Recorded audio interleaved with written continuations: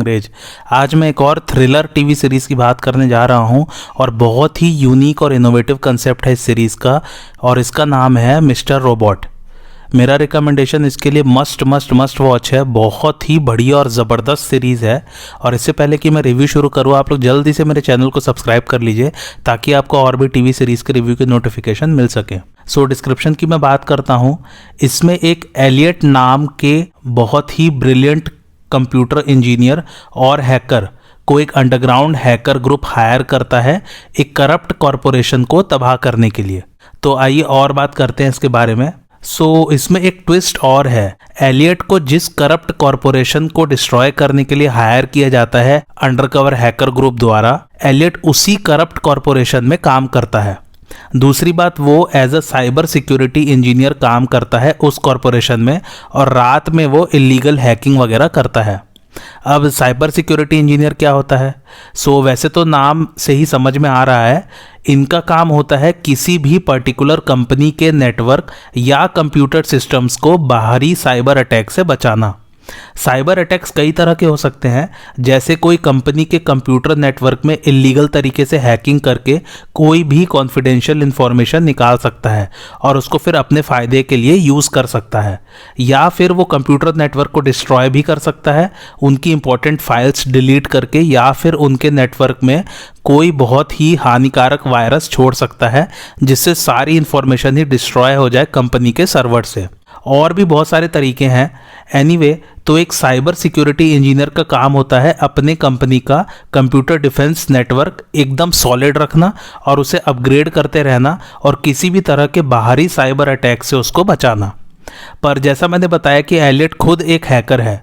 अब हैकर क्या होता है?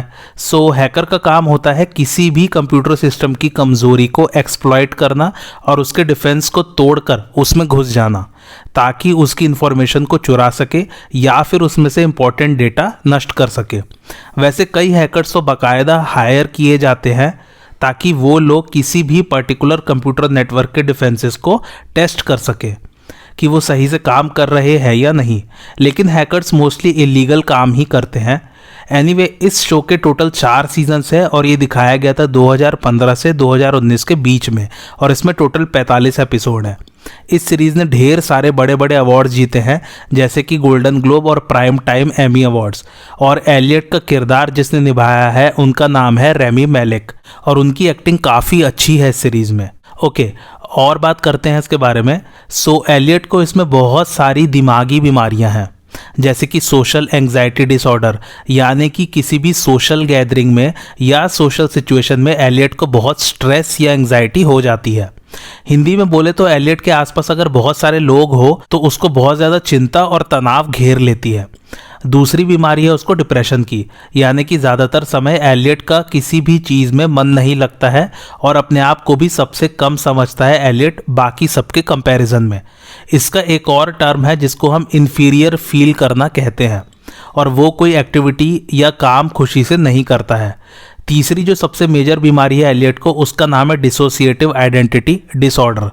इसको आप ऐसा समझ लीजिए कि एक ही इंसान के अंदर 2 अलग अलग पर्सनैलिटी या व्यक्तित्व के लोग रह रहे हैं। इसके कारण एक इंसान अलग अलग समय पर 2 अलग अलग इंसानों जैसा बिहेव करता है और उसको पता नहीं होता है कि कब दूसरी पर्सनैलिटी उस पर हावी हो जाती है।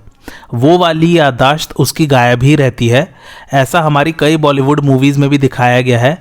एक पुरानी अजय देवगन की मूवी थी, नाम मुझे याद नहीं, पर उन्होंने यही कैरेक्टर निभाया था उसमें। खैर, काफ़ी अच्छी मूवी थी वो भी। तो इसमें भी एलियट 2 पर्सनैलिटीज़ का शिकार है।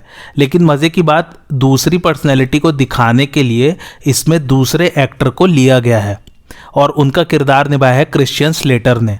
एक्चुअली इस सीरीज़ में क्रिश्चियन स्लेटर और रेमी मैलेक दोनों की ही एक्टिंग बहुत ज़बरदस्त है। एक कारण ये भी है इस सीरीज़ के हिट होने का। कहानी तो खैर अच्छी है ही, और हाँ, इस सीरीज़ के क्रिएटर का नाम है सैम इस्माइल। खैर, बेसिक प्लॉट की बात करते हैं। एलियट इसमें एक साइबर सिक्योरिटी कंपनी में काम करता है as a cyber security engineer और उस कंपनी का नाम है ऑल सेफ। यानी कि ऑल सेफ बड़े बड़े कॉरपोरेशंस या कंपनीज को साइबर सिक्योरिटी सॉफ्टवेयर और हार्डवेयर प्रोवाइड करते हैं। एलियट को मिस्टर रोबोट नाम का रहस्यमयी बंदा हायर करता है और उसके हैकर्स की टीम का नाम है एफ सोसाइटी। और इनका मकसद है पूरी दुनिया से सभी का उधार खत्म कर देना। सो इसको थोड़ा सा समझ लेते हैं। सो आजकल मोस्टली आप जो भी कुछ खरीदते हैं या तो वो ईएमआई पर होता है या फिर लोन पर। अब इससे related as such paper work बिल्कुल नेग्लिजिबल रहता है। मोस्टली आपका सारा डेटा इससे रिलेटेड कंप्यूटर में ही स्टोर रहता है, जिसे हम आईटी की दुनिया में सर्वर कहते हैं। सो एफ सोसाइटी का मकसद है कि ये सारा डेटा किसी तरह इरेज कर देना, ताकि हर इंसान डेट फ्री यानी कि उधारी से पूरी तरह से आज़ाद हो जाए। अब इसमें दिखाया है कि ई कॉर्प करके एक कॉरपोरेशन है जो सबसे बड़ी कॉरपोरेशन है दुनिया में। ये कंज्यूमर डेट वाला डेटा जिसके पास स्टोर है उसके सर्वर्स में। एलियट ने ई कॉर्प को ईविल कॉर्प नाम दे रखा है। एनीवे ई कॉर्प ऑल सेफ का सबसे बड़ा क्लाइंट है। सो कनेक्शन समझ में आ गया होगा आप लोगों को। सो कौन क्या क्या है इसमें सभी कैरेक्टर्स इंट्रोड्यूस कर देता हूँ। एलियट ऑल्डरसन के बारे में बता ही दिया। उसकी एक बहन है जिसका नाम है डार्लिन ऑल्डरसन, वो भी एफ सोसाइटी में एक हैकर है। फिर है एलियट की दोस्त और कलीग ऑल सेफ में जिसका नाम है एंजेला मॉस।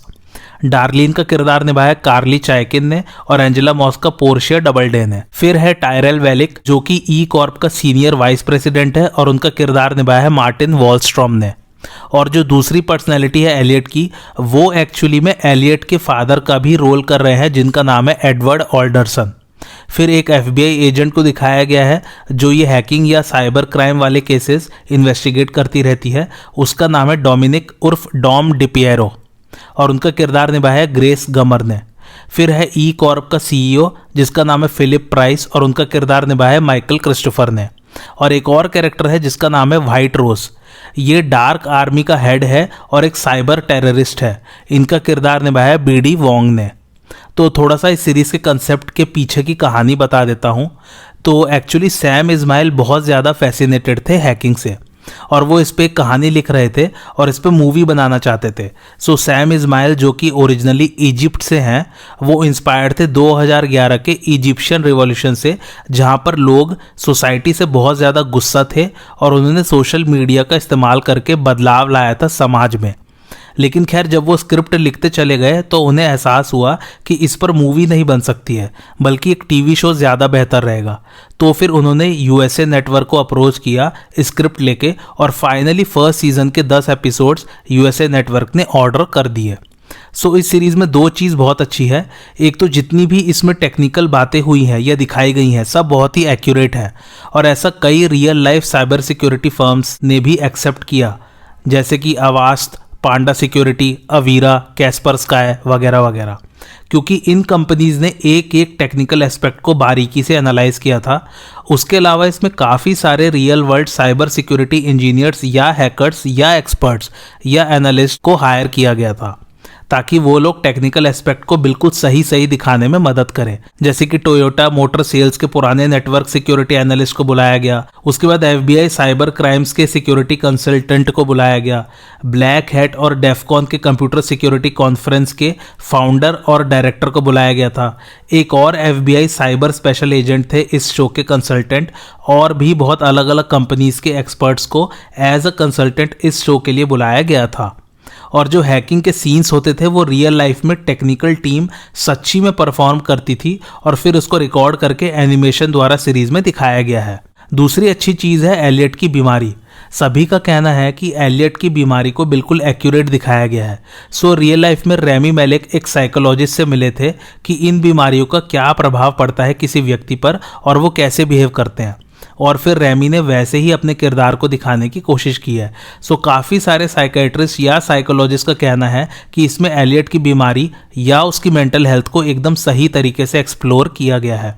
अच्छा एक बात और, इस शो की इंस्पिरेशन के पीछे एक बहुत ही बड़ा कॉज है। जो अंडरग्राउंड हैकर ग्रुप है वो सभी की उधारी ज़ीरो करना चाहता है। ये दर्शाता है कैपिटलिज्म के खिलाफ या कंज्यूमरिज्म के खिलाफ एक जंग। आजकल एडवर्टाइजमेंट का ज़माना है, इसे इंग्लिश में कहते हैं एंटी कंज्यूमरिज्म या एंटी कैपिटलिज्म।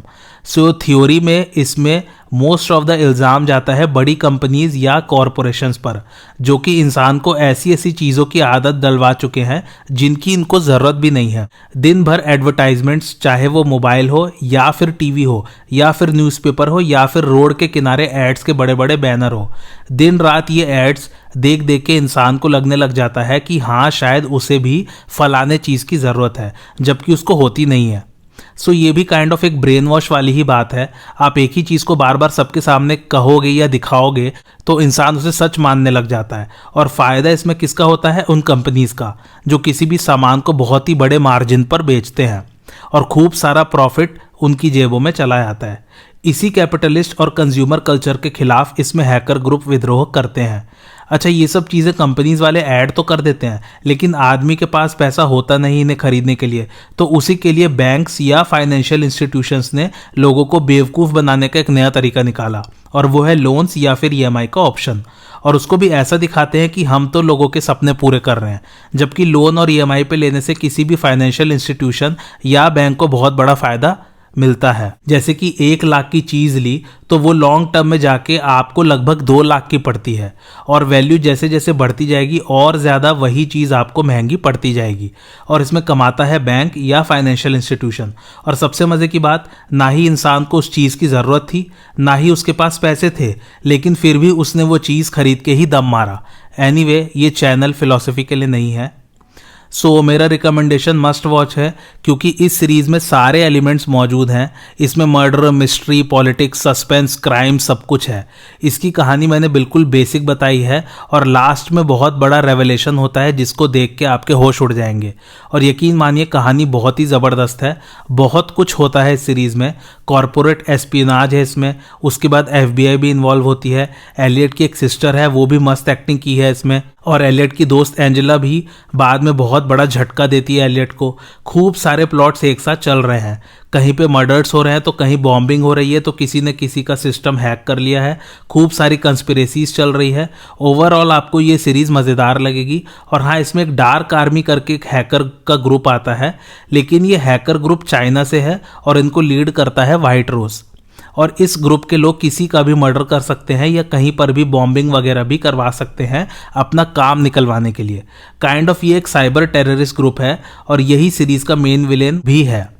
ये लोग मोस्टली प्रॉफिट्स के लिए काम करते हैं, और ये अपने आप को हैकर्स फॉर हायर भी बुलाते हैं।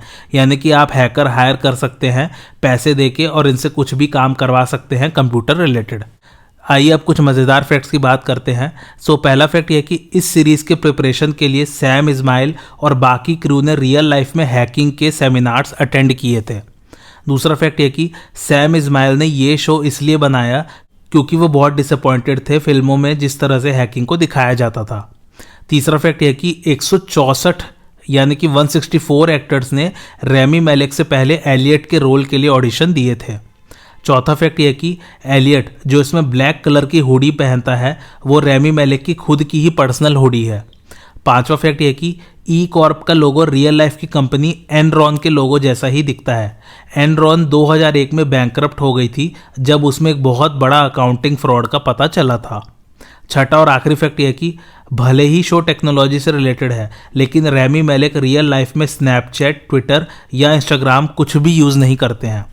इसके IMDb रेटिंग की बात करूं तो वो 8.5, जिसे रेट किया लगभग 4 लाख लोगों ने।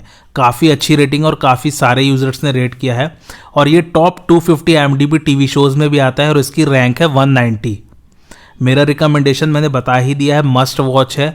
बहुत ही बढ़िया सीरीज़ है, कहानी और कंसेप्ट बहुत ही यूनिक और इनोवेटिव है, और थ्रिलर इसमें बहुत ज़बरदस्त है। ये सीरीज़ आप लोग ज़रूर देखिए। और आपको आज का रिव्यू कैसा लगा मुझे कमेंट करके ज़रूर बताइए, और आप और किस किस टीवी सीरीज़ का रिव्यू देखना चाहते हैं वो भी मुझे कमेंट करके ज़रूर बताइए। और मेरे चैनल देसी अंग्रेज को लाइक, शेयर और सब्सक्राइब ज़रूर कीजिए। Thanks for watching.